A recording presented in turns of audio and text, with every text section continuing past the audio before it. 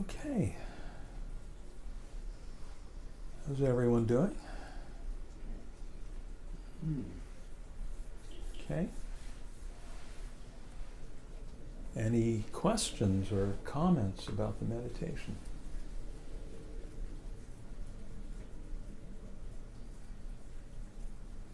Or should I say, what meditation?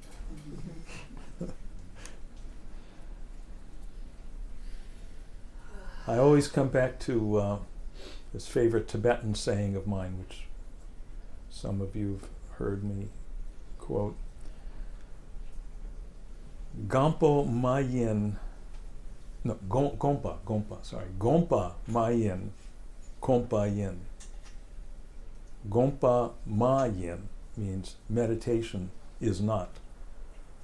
Kompa Yin means acclimation is, getting used to is. There's no such thing as meditation. Meditation is not. Where's that thing? Where's that activity for us to do that we could call meditating? Doesn't exist. But we're so used to doing stuff. We're so used to being on a project. Okay, now I'm gonna pull the weeds out of the garden. Now I'm gonna make the pasta. Now I'm gonna make my mind clear. Now I'm gonna make my life happier. All these projects, we're so used to being on a project it's an interesting word. When you're on a project, you're projecting. You're projecting into some desired outcome. And that means you're not just being where you are. Okay? Meditation is just being. It's giving up projecting. Now, of course, from the lifelong habit, we're going to keep having these thoughts, these projecting type thoughts of, what about, when I go home tonight, I'm going to have that conversation, or what about, and fine. Thoughts are just thoughts. As long as you don't jump aboard.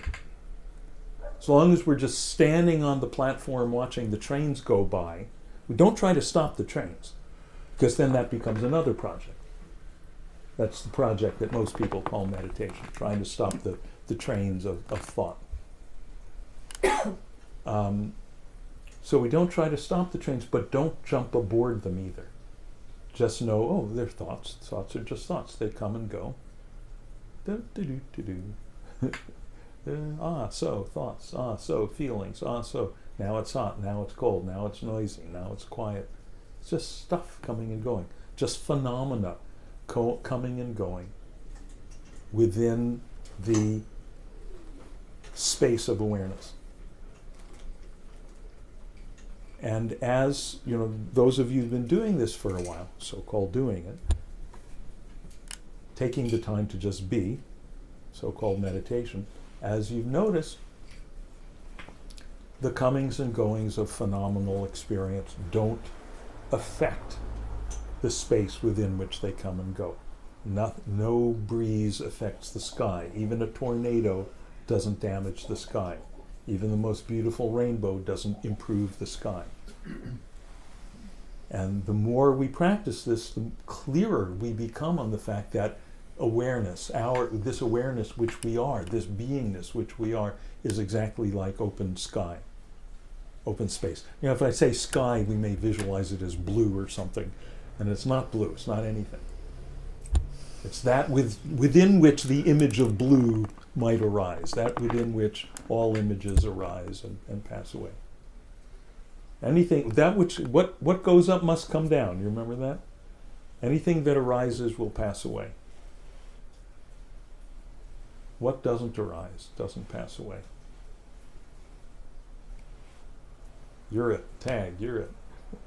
You just remain as it. So that's the getting used to. The getting used to, just putting in some time sitting there. And we notice, over time we notice more and more clearly that, I'm not a body. My experience of supposedly being a body is just, what is that? That's phenomena. That's seeing, shapes and seeing colors and feeling sensations, all that I call being a body, that's a bunch of more phenomena being experienced by this open space of experiencing. That's what I am. That becomes clearer. We get used to that. We get more and more deeply used to just surrendering to that, letting everything go into that. Because we tend to be very deeply attached to the idea of being a body. When we start to lose our sense of being a body, you can panic. You can, this is the famous stuff of, people having bad acid trips. when they would take some psychedelic, take some acid or some mushrooms or something, and without having the time to get used to, right? Without having time to get used to, just gradually, incrementally letting go of this sense of being a body, when it's just kind of pulled out from under you very quickly, people tend to panic. And then, the bad trips happen. And that's why the most astute psychedelic voyagers were the ones who, you always should have the acid guide there, right? Or the person there to remind, no, just let it go. Or that's why the Beatles, did that record, turn off your mind, relax, and float downstream. It is not dying. It is not dying. Oh yeah, okay. And it's a lot like dying. But it's fine. And actually dying is fine. It's because it's actually exactly like dying. There's exactly, speaking as if I know anything about this. But as far as I can see, it's the same process. It's this recognition that all this stuff that you thought you were, a body, thoughts, opinions, personal history, it all goes, and what remains is what you really are, and that which remains is free, is boundless, is joy. It's great to have the other stuff go away, or have our identification with it go away. We were talking before about some of us turning certain ages, having recent birthdays, and this varies from person to person, but some of you may have noticed that as we start getting up in years, some of those stories which we used to remember, and names and dates and all that, it starts to go away. And cool. It's just less crap to carry around. It's just more freedom. It's great.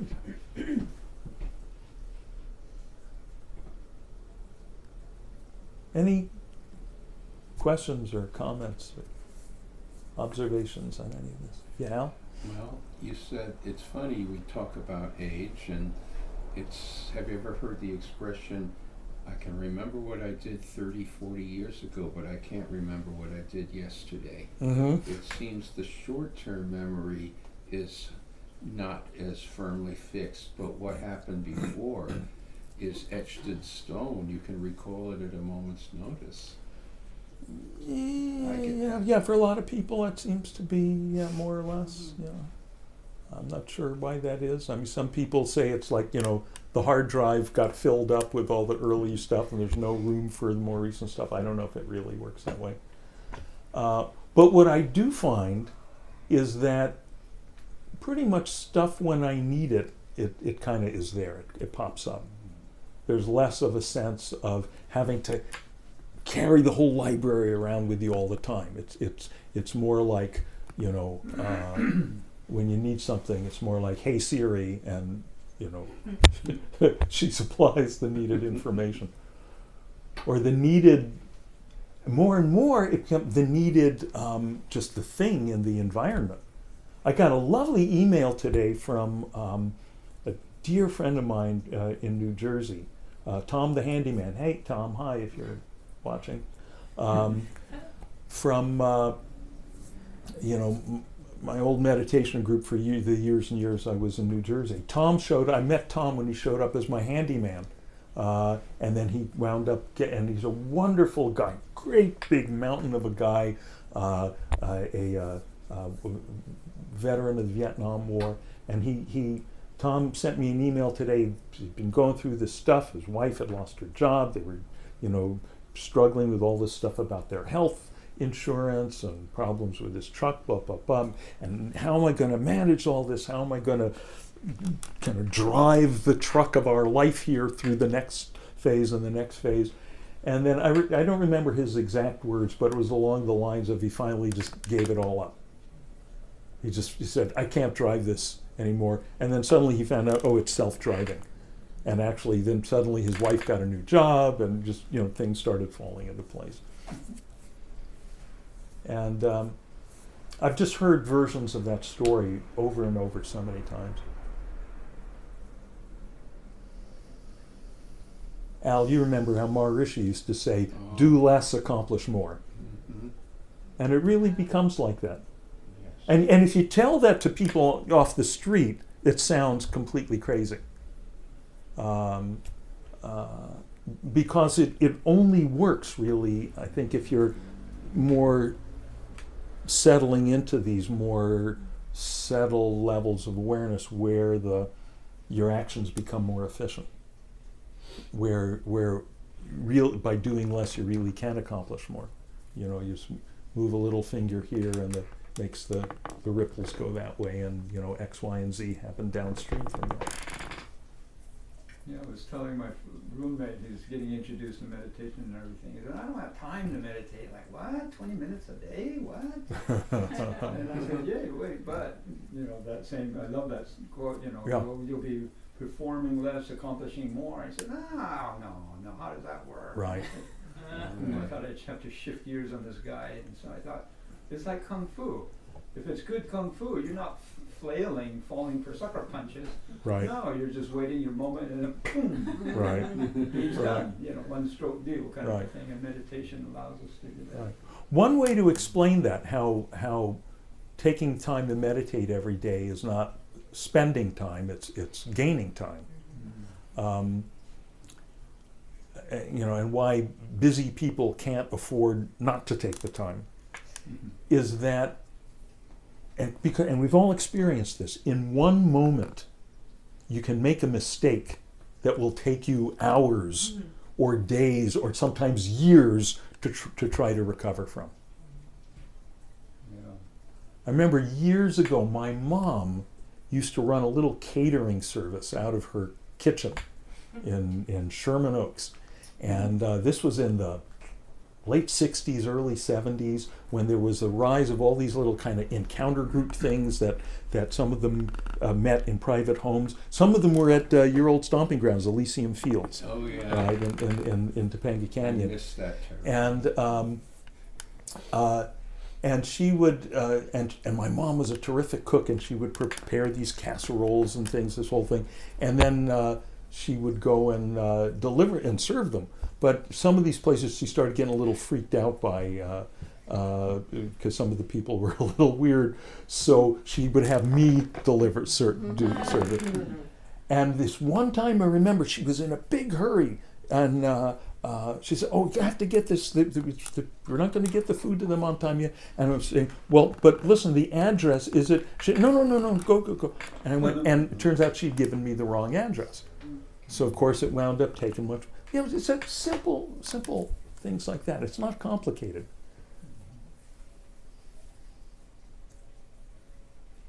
I remember having a conversation, kind of a related conversation, one day with my group in Northern State Prison in Newark, New Jersey. And we were talking about anger. And I made the comment that in this case, making the point of why it's really important and worthwhile to make the investment of time so that you're cooled out when you go into activity, so that you're not acting out of anger, or for that matter, out of fear, anxiety, any of these kind of afflictive emotions. And I said, in one moment of anger, one moment of acting out of anger, you can do something that, you wind up dealing with the consequences for years. And several of the guys went, What do you think we're doing here?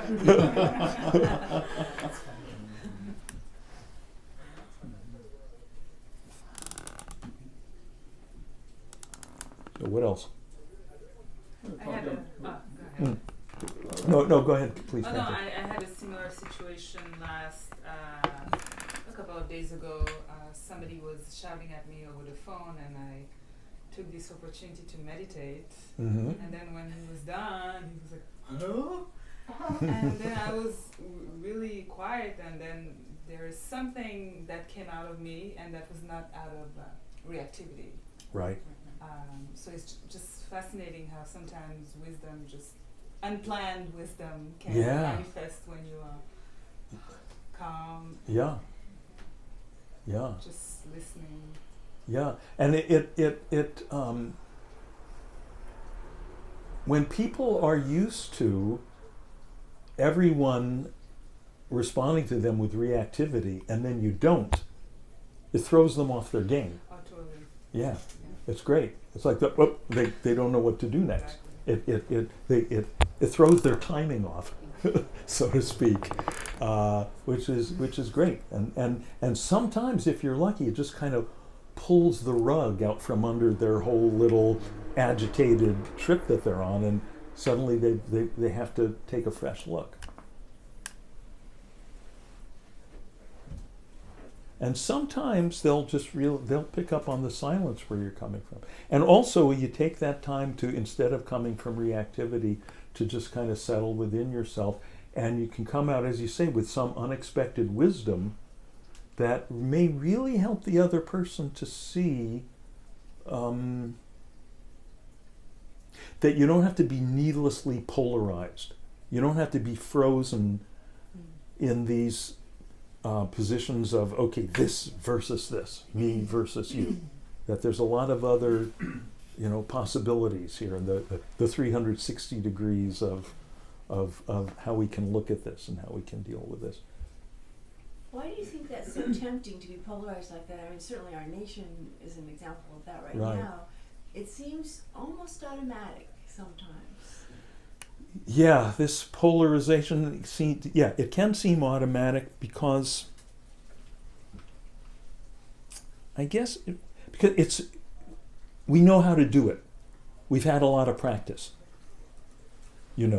I mean, I can remember as a little kid, watching. What we watched on TV in those days was the old, cowboy movies. And it was great because the good guy always wore a white hat and the bad guy always wore a black hat. So there was no guesswork involved. And they always had a fist fight somewhere near the end, and the bad guy's hat always fell off. And then I can remember later on when I got a little older reading stories in the newspaper about especially about international politics that I was less familiar with, and I'd be reading about, okay, this thing going on in Thailand or this thing going on in Nigeria, and I realized that I had this automatic response as I was reading, which is I'm trying to figure out, okay, who are the good guys and who are the bad guys? But it's not that simple. If you take, let's say, a historian's point of view, something that we look at as ancient history, like what was going on at the time of the Roman Republic and all these clashing and the guys in the Senate and blah, blah, blah. Who were the good guys and who were the bad guys? We realized, right, no, it wasn't good guys and bad guys. There were all these different interests that were sometimes clashing and sometimes allied. But we know how to do that, good guys and bad. And maybe it's, even more primal than that. We're used to that kind of, reptilian mind of, here's the threat, and we respond. And if I can go louder than you, then I scare you away. You can see it in the wildlife in the trees here all the time. We've got these fountains here where the birds come and do their little, get their drink and their shower and their bidet and all of that. And you see the big bird, if a bird is enjoying it, suddenly a bigger bird comes along, or a feistier bird, and they take over. And that's worked fine, pretty well through several million years of biological evolution, planetary evolution. But now we're getting to this point of this kind of integrated planetary civilization where we've got to figure out how to get along or we're all screwed. We can't, is not good enough anymore. One of the things that's driving me crazy about the debates, the Democratic debates, and I'm a political junkie since forever, so even perversely I watch this stuff even when it drives me crazy. And you can see that the people, how they've been arguing about, healthcare programs, right? And arguing about these fine points, which they're probably never going to get through a Senate controlled by the other party anyway. But it's like they're trying to get, score a point against the other person because everyone wants to be the nominee. I'm waiting to hear someone say, we all basically agree on this thing here. Someone over there? Yeah. Oh, getting back to why is it so tempting to have this conflict or this? Yeah. I've been reading Yuval Harari, *Sapiens* and *Homo Deus*. Anyway, he has he's a historian. He has an interesting depiction about why Homo sapiens kind of took over the world, why this species of human, which was no more significant than jellyfish, suddenly took over the world. Right. His answer is that Homo sapiens were able to tell stories. And stories were what kind of created bonds of people who didn't necessarily know each other. Have these myths and these stories. And stories pretty invariably involve conflicts. You can't really have a plot, without that conflict. And it's so essential to Homo sapiens to have that story that maybe that's what makes conflict so essential in our very being. We move through stories. We relate to people through stories, and that means we relate through some kind of conflict constantly. Yeah. The old saying, drama is conflict. No one ever wrote a play or a novel or, about, once upon a time it was a lovely day and the guy was relaxing in the hammock and enjoying a tall, cool drink. The end. It's a story if then he falls out of the hammock or then the hornet comes and stings him or something. And you can't create societies around. Yeah.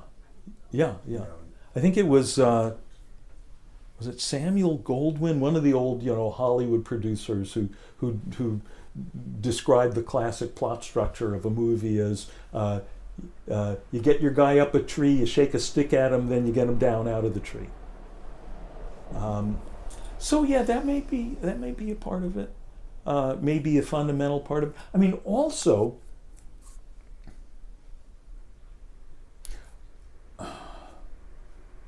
when we define ourselves as a separate, concrete, identifiable self, as most people, 99.99999% of people do 99.999% of the time. Okay? I am this self. I am this persona. Right? I'm Dean. I've got these attitudes. I've got these opinions. I've got this personal history. I live at this address. But I've got my little pile of stuff over here with which I identify. Okay? Everyone else has got their own little pile of stuff. Anytime someone comes along, that is a potential threat to my little pile of selfhood.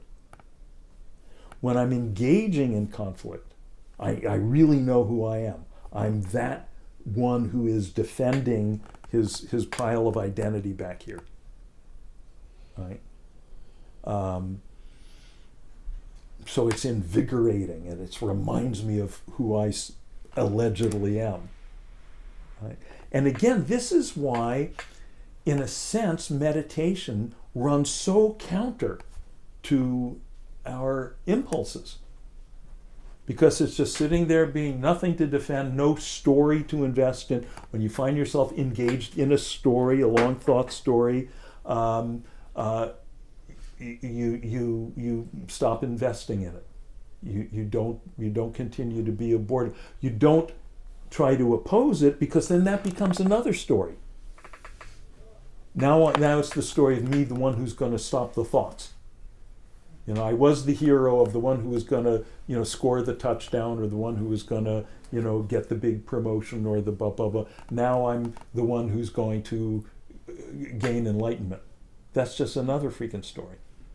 So we throw that into the fire as well.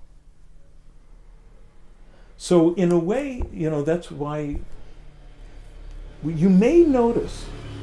How many of you have noticed this? So sometimes you go, okay, I'm doing this thing, I'm sitting down to meditate, maybe every day, and you sit down to meditate and you close your eyes, and you get this, right away maybe, you get this feeling of, I don't want to sit here, I don't want to do this. How many of you? Okay, please notice my hand is up. I mean, I've been doing this stuff like for 50 years or something. That happens to me a lot when I sit down. Okay? So you're not the only one. That is a part of the thing. And it's a feature, not a bug. Okay? What that's telling you is, okay, what is it that has that impulse? Oh, I don't want to do that. I don't want to do this. Why do you have that? It's because that's the little individual self, the sense of separate selfhood, saying, oh, I don't want to melt now.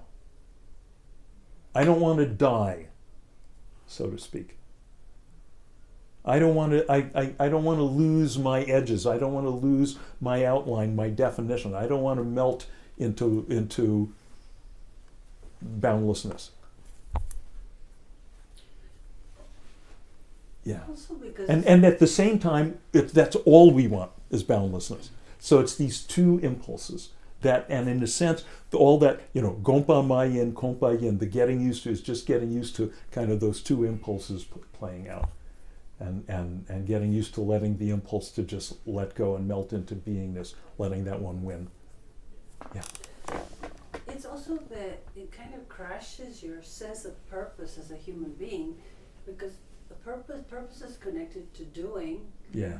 and projects, and there it's not doing, and then so what purpose is that? There's like a conflict in there until you're fully illuminated, Yeah. and you don't. Yeah. It's another story. We're not Yeah, there yet. being is action Right.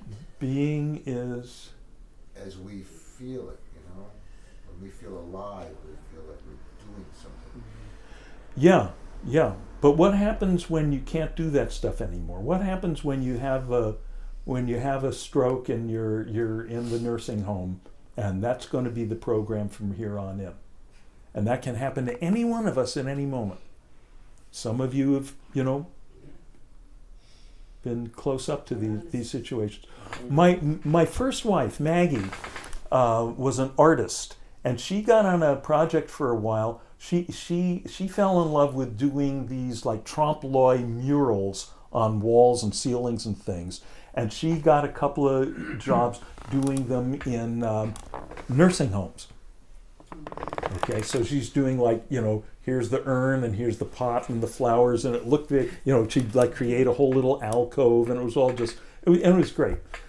She did a bunch of them in our house, by the way, in New Jersey. Above our bed, she made a skylight that actually looked kind of like this, now that I think of it. It was a skylight, and then it had a pot of flower, some kind of vine, ivy, falling over the edge, and very foreshortened, and then blue sky and clouds.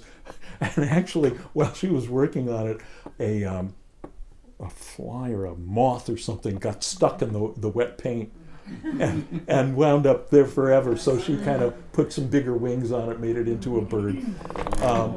But while she was doing this stuff in the nursing home, and there were a lot of people there suffering from dementia who were disoriented, and she told me that the two questions she heard from them over and over again were, where am I and what am I supposed to do now?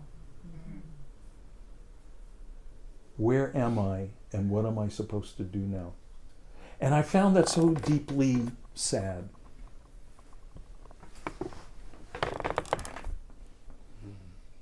So, because here's the answers to those questions. Where am I? Right here. What am I supposed to do now? B. Okay, write that down. Write it on the insides of your eyelids. Those are the crib notes. You don't know when that's going to come in handy. You're always right here. The thing to do always is to be. Yes, well. But as you said, that it does feel like dying when you can't place yourself. Yeah. I worked in nursing for 10 years as a speech pathologist, and So you're the expert. no, So yeah. another common thing Yeah. is, what time is it? Not that it really mattered, Yeah. but because that orients you. Yes. And they'll ask it again and again and again and again. Yeah. Interesting.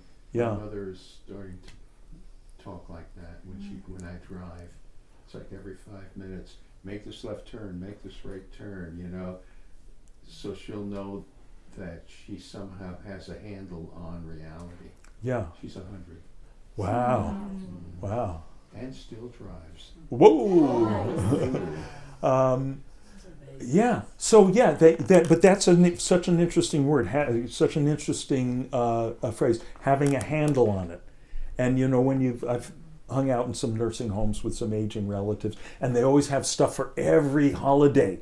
Now, Arbor Day is coming, you know, and the Arbor Day, you know, they have to cut out the stuff from the construction paper, and you know, today is Wednesday, navy bean soup for lunch, you know, and okay, then it's this meal, then it's this meal.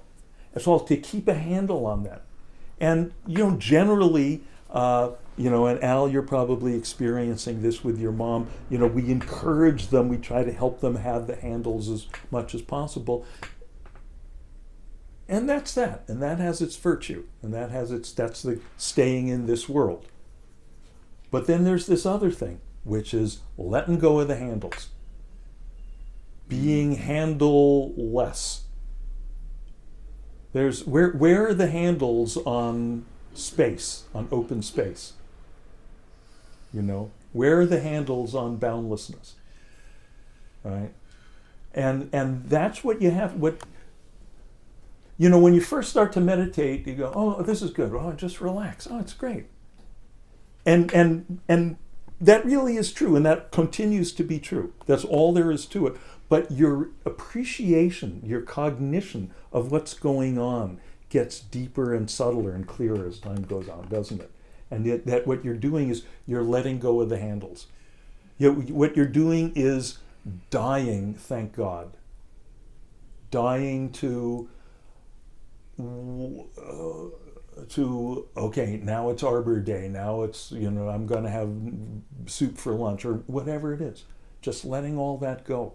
Profoundly letting it go. Letting it go as deeply as, you know, letting go, and some of you have heard me say this before, I find this to be maybe the most useful tool in, okay, how can I make my meditation, so-called, more profound, so-called? Let go of the presumption, and it is presumptuous, that at the end of this session you're going to open your eyes and stand up and go about your business. That at the end of this session you're still going to be alive. Who knows? Who knows? I mean, you know, if we're working the odds, probably you will, but one time you won't. Could be this time. So let's explore that. If I'm not going to get up and open my eyes and go about my business at the end of this session, do I have to worry about what's for lunch? Do I have to rehearse the conversation that I'm anticipating having? As you know, we're so much in the habit of rehearsing these conversations. Or can I just totally let it go? Sometimes the idea of totally losing it, Yeah. it can scare the hell out of you. Oh, yeah. I was on a double acid trip Whee! and in '69, and Mhm. I just fought every impulse to just dissolve into space. And maybe my mom, being an Aries and in control, is somewhere afraid of losing that. So suggesting to someone that they let go of the handles can Mhm. be very threatening to some people. Yeah, yeah. And I had a girlfriend who always wanted me to do that, and she never understood. Mm-hmm. She came as a Buddhist, Zen Buddhist, not a Mhm. therapist. And Mhm. so her idea was, oh, just flow and let go and die. Mm-hmm. And I was fighting that, tooth and nail, Mm-hmm. because it scared the shit out of Yeah, me. yeah, and this is why, I mean, this is the advanced course in here. This is why, don't talk about this stuff when I go and, give an introductory workshop to the Kiwanis Club or something. But and our YouTube friends, if you happen to be tuning into this one as your very first one, just don't worry about any of this stuff. Watch a few others. This is for watch a few others. Watch who this you is talk to. This is about for later. This is for later. Anything you. But what's interesting is that we know that we'll making up your mind saying, okay, it's okay with me if I die now. Is that going to cause you to physically die? No. But we still have that response of being, as you say, like scared shitless by it. It could be the superstition, like, oy vey, my old Aunt Yetta would say, back in the old country, you never said ghost because one would come up. Right. You I think it's deeper than that. It's more fundamental than that. We just feel that, when you really start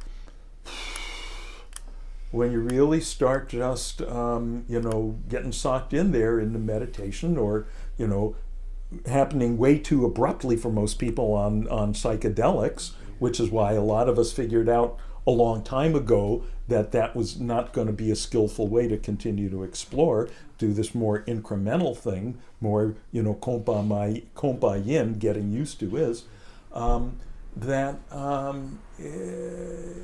it's just, it's just letting it all go, and there's nothing to fear. You'll hear people talk about this in terms of, well, it's fear of the unknown. Now, Rupert Spira, who, as some of you know, is one of my most beloved teachers, just sharp, articulate. And one thing that he's pointed out is it's not really the case. It's not really true to say it's fear of the unknown. Because how can you fear something you don't know? He says what it is it's fear of loss of the known. And not coming back. Right? Fear of loss of the known. And I think having a clearer cognition of what's what helps us to do the dance more effectively, and to just let that go. Fuding, did you want to say something? Backing up about elder parents.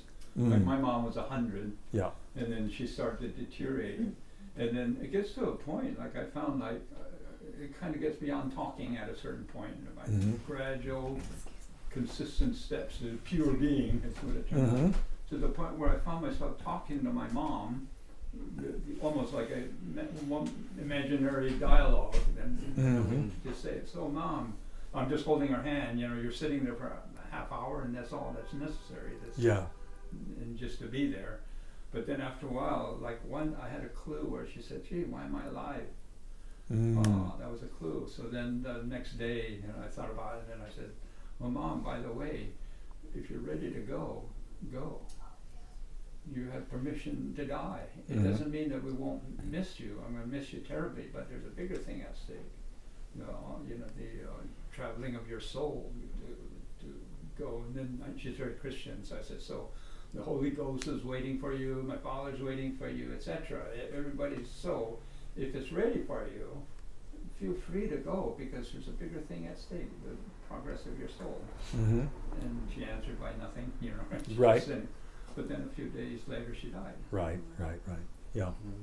Yeah, she was very fortunate to have you there with some clarity on these things. Yeah, and it happened with, now that I think of it, my ex-wife's mother Yeah. was hanging on. She had Alzheimer's, and so it was like 10 years of it, and it's very trying for the family. Mm. And anyway, so she was ready to die, but she wasn't going to die, etc. And the father says, "No, please don't go, please don't go." Right.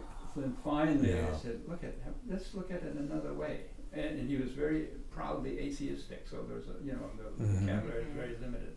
But anyway, so what if you thought about it from her viewpoint?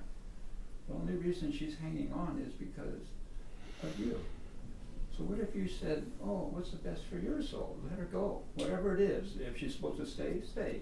If she's supposed to go, let her go, but not have you be the person making the decision. Right.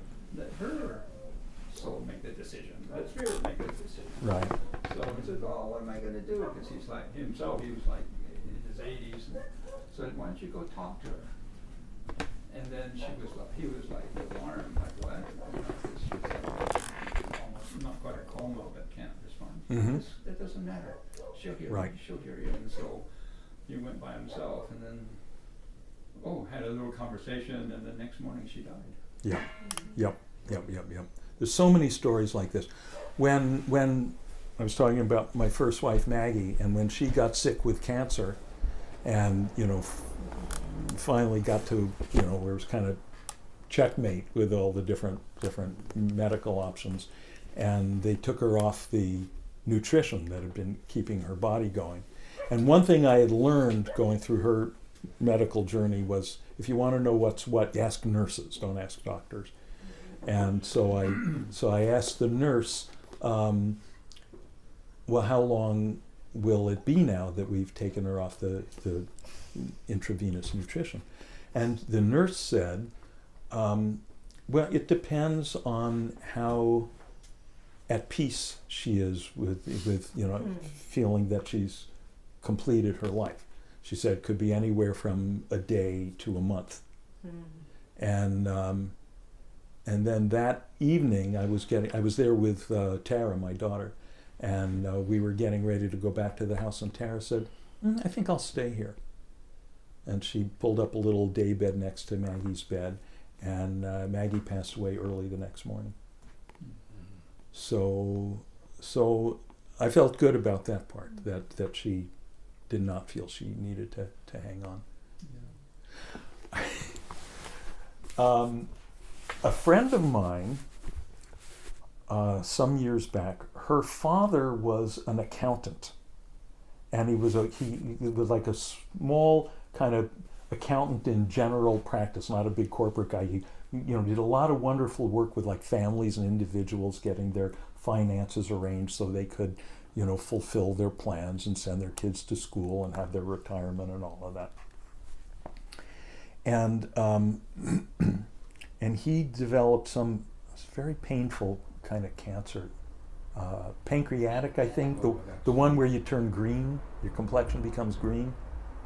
I think it was pancreatic cancer, and he just kept hanging on. It was getting to be the end, Thanksgiving, and then it was Christmas, and then it was New Year's, and he kept hanging. And once we got past New Year's, he started letting go, and we realized he was hanging on till after the first of the year so that his wife could file as married status for one more year. Oh, This was an accountant's final act of heroism. I mean, it was really so touching. It was lovely,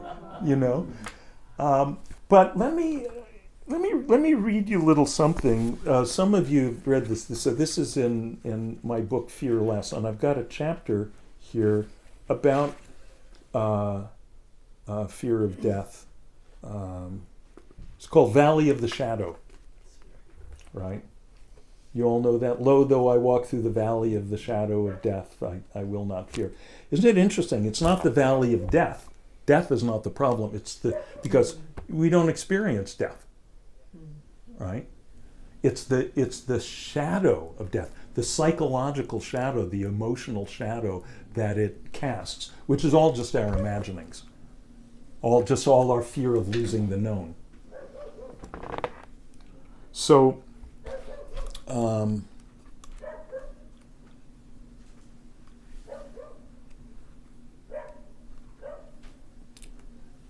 so I give a little version here of, in traditional cultures, you always learn to say something along the lines of what Fu Bing said to his mom.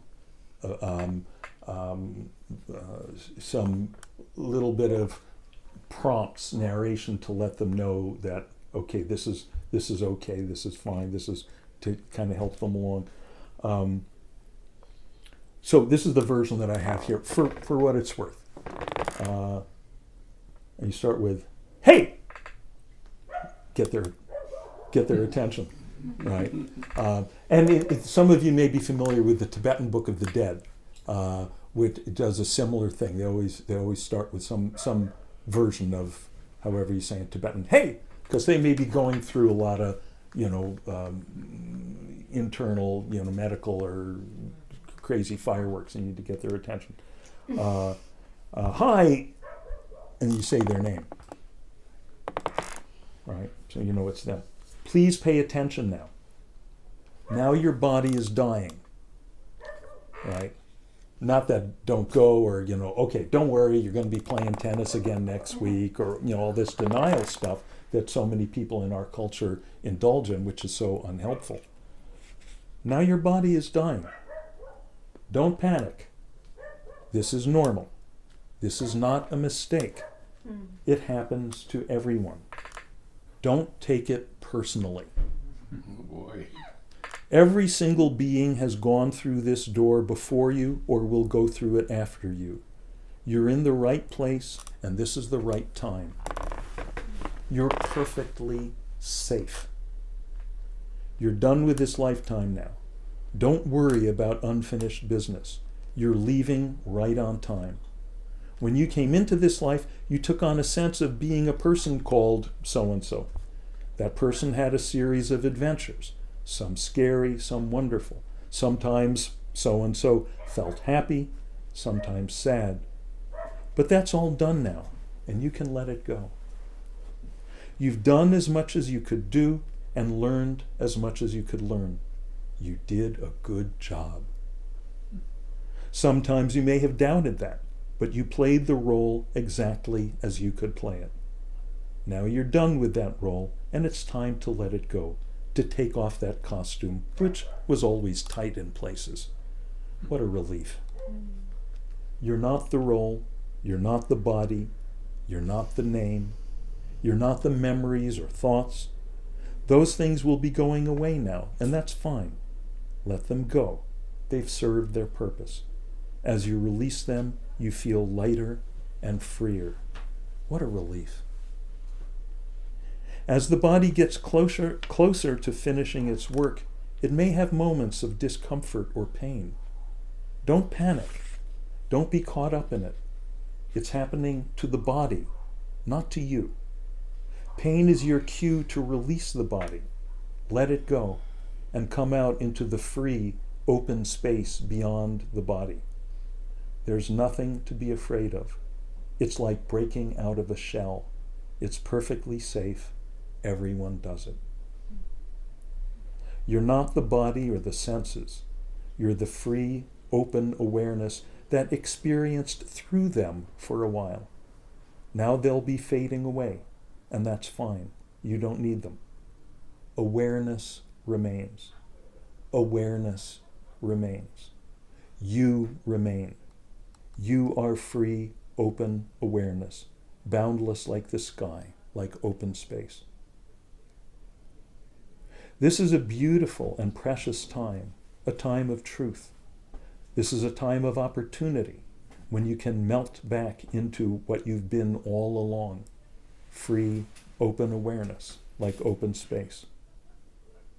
This world will be fading away now, right on time, fading like a dream.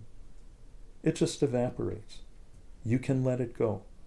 Let go of the person you were in the dream. It's easy. As you let that go, you'll wake up into a bigger, freer, more wide open reality. Don't hold on to any dream. Let it evaporate. What remains is you, free, open, joyous awareness. There's nothing to fear. It's perfectly safe. It's perfect. Let go and just be. Let go and just be. Wow. Beautiful. Yeah. That's amazing. I'm ready to die. Yeah. Yeah. Well, good, because this. You want me to shoot you? Yeah, this Lama, Ngak'chang Rinpoche, this Lama from Wales that I used to study with, he told a story about being invited to to go to this hospice to talk to the staff. And what he was told was, yeah, we'd like you to come and do a teaching for the people who work with the dying people. And he said, and who are these non-dying people I'm going to talk to? Right? We're all in the boat, and none of us knows who's going to go next, But so if any of that talks to you, the sense of that, and the next time you're with some loved one who is on their way out, or you're the one who's on the way out, to whatever degree any of that comes back to you, to say some version of that, or think it, or feel it, or just know it, just be it. To help kind of open up that reality to that person consciously, more vividly, then yeah, great. Yeah, Beth? I was just going to say, for me, I had to be a little careful because many years ago I said to my current spouse, I said, oh my God, I can't wait to die. And he just got all freaked out. Yeah. I didn't say it in the right context. Right. And then when I explained him my whole philosophy and what I've been studying and Mhm. he's like, wow. And I said, just think of it as the ultimate bliss and no pain and this and that. And he's like, oh, okay, I never thought of it that way. Yeah. But most people do have an initial fear. Yeah. Yeah. But the party's gonna go on without Yeah. you. You're gonna miss the Yes. party. I don't you're in your want own to miss the party. party. Yeah, you know what? That's actually so interesting. You say that. We gotta wrap this up in a minute because it's cookie time. But Michael, since you say that, let me tell you how this. Let me read how this chapter starts because it addresses that. I was scared to death of death. I was 7 years old when I realized I was going to die. I was going to die. This was not an encyclopedia topic. This was not a school report. This was not those hungry children in Africa guilting me into cleaning my plate. This was not cowboys on Gunsmoke or pioneers on Wagon Train clutching their strangely bloodless gunshot wounds going limp. And now a word from our sponsor. This was Dean, me, this kid right here, sweating in my bed, imagining a forgotten grave under a lonely tree with oblivious strangers strolling 6 feet above my head as if I had never existed forever. Okay, and then I go on about how that just scared the crap out of me,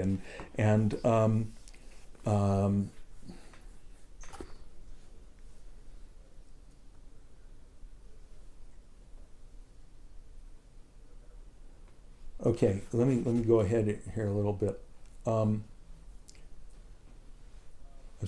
I say something about the time of dying, how to handle the time of dying, and then I say, notice I said time of dying, not time of death. There's no such thing as an experience of death. It's not an experienceable reality. Death is a concept that can only be conceived by the living. When they say, Bob's been dead for 6 years, they're applying the concept of time to the absence of Bob's body from this world. That makes sense from their point of view. But from Bob's point of view, when he dies, time dissolves, the world dissolves, the body dissolves, and Bob, quote unquote, the person concept he thought he was for a while, dissolves. All dissolve into timeless, worldless, bodiless, Bobless awareness. This is the confusion I labored under as I tossed and turned at age 7. I was imagining Dean's death from the point of view of Dean living. The years and years, time, of lying 6 feet space under the earth, world, hold terrors only for the one thinking about it, mind. It has nothing to do with one who has dropped out of time, space, world, and mind. Right? Are you hearing that? So this whole thing of, oh, but now I'm missing the party. No, it's not. That's only a concept that you can have while you're at the party. I'm You know- at the party now and I'm having it. Yeah. You know, I don't want to. Yeah. And you know, I accept yeah, that. yeah. I'll die, It's just a thought. It's just, and you will not die because you were not born. What you think you are, what you're in the habit of thinking you are, this thing, this Bob, this Michael. Okay, Michael is this history, and he's 6 foot whatever tall, and blah blah blah. There's going to be a time when we're looking around and we're going to say, "What happened to that guy?" Yeah, I miss that guy. She said that But just the other day. yeah, but you may have noticed that when you sit and just be, so-called meditate, and sometimes with not very much clarity, and sometimes with a whole lot of clarity, there's this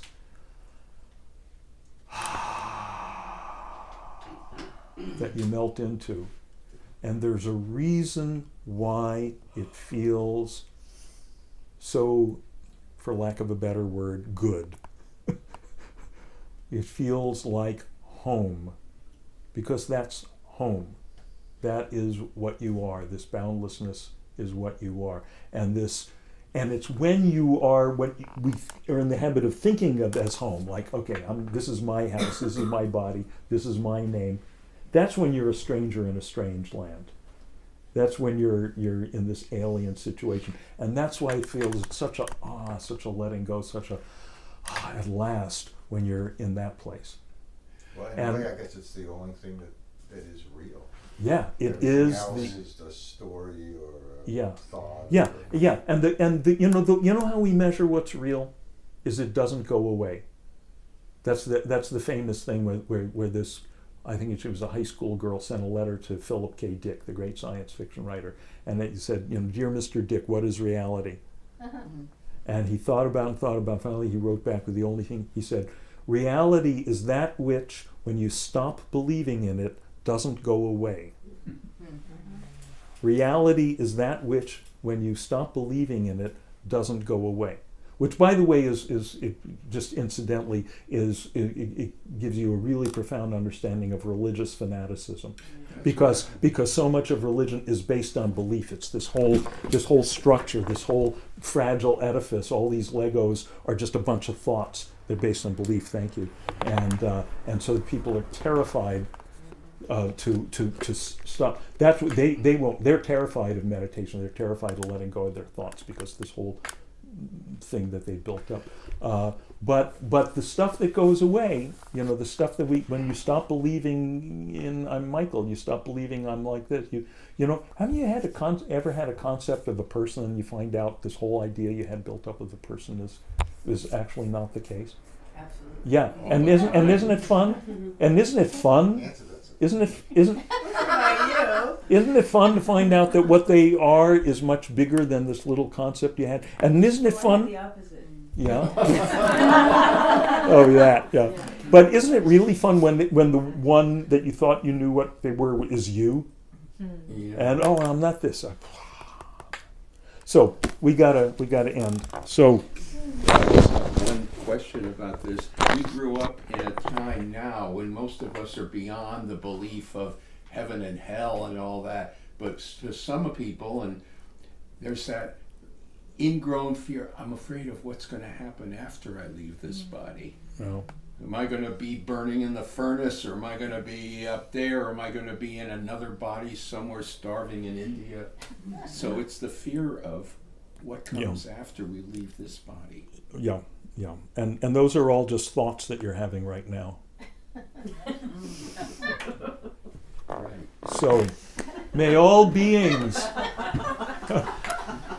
may all beings, Sorry, Denise. may all beings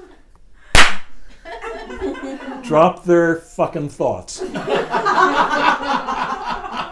Which they can do in any moment. They can do in this moment. There is never more than one moment between you and that dropping those thoughts and finding the space of total liberation that's always right here, always available when you just drop the stuff you've been identifying with. And thus may all beings attain the one true happiness, and thus may all conflict spontaneously evaporate. Loka samasta sukhino bhavantu. Loka samasta sukhino bhavantu. Loka samasta sukhino bhavantu.